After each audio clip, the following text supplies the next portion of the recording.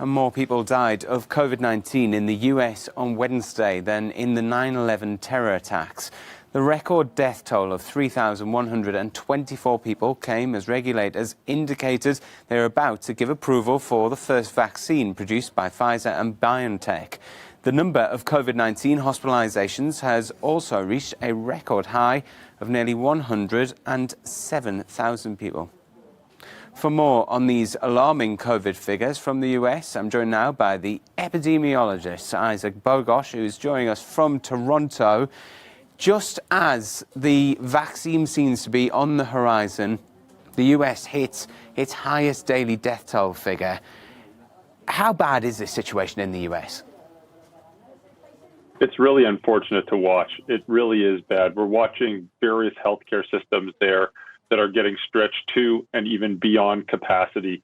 The sad thing is many people in the medical, the scientific, the public health community saw it coming and have been essentially warning that this could happen for months now. So it's really unfortunate that this is happening because lots of this, not all of this, but lots of this was preventable.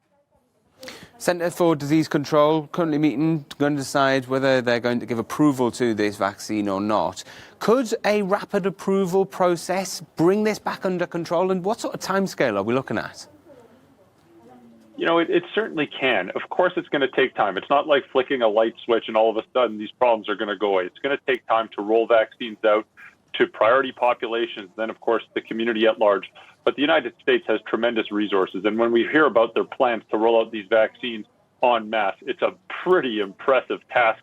But I think they're up to it. And I think that they're going to start to see some of the early benefits of these vaccines, well before you reach something like herd immunity. If you can really target priority populations that are disproportionately impacted by the virus and who are more likely to have severe outcomes from this virus, you can actually do a lot of good early on, and I think we're going to start to see that. But of course, they're in a very tough spot right now, and they need to start to deploy these vaccines as soon as possible.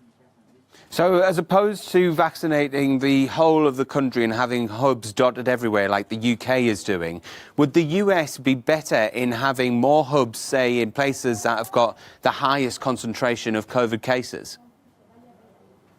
Yeah, I mean, that's a really interesting point. And certainly when we look at various approaches to vaccine rollout, I think it's important to target priority populations, the who should be vaccinated, but also the where. Where are we vaccinating as well? And certainly you can do a lot of good if you target those heavily impacted regions as well. I think these vaccines, in fact, some of the data we're seeing from the Pfizer vaccine, for example, demonstrate a pretty impressive degree of immunity about 10 days after the first dose.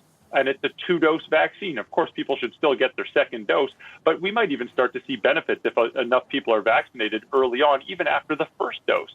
So I think it looks like you can do a lot of good. It should also be mentioned that just because vaccine programs are going to be rolling out, we still have to adhere to these fundamental public health principles of putting on a mask, physically distancing, avoiding crowded settings.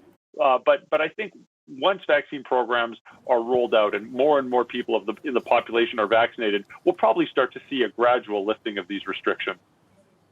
Isaac Bogosh showing us here from Toronto. Thank you very much.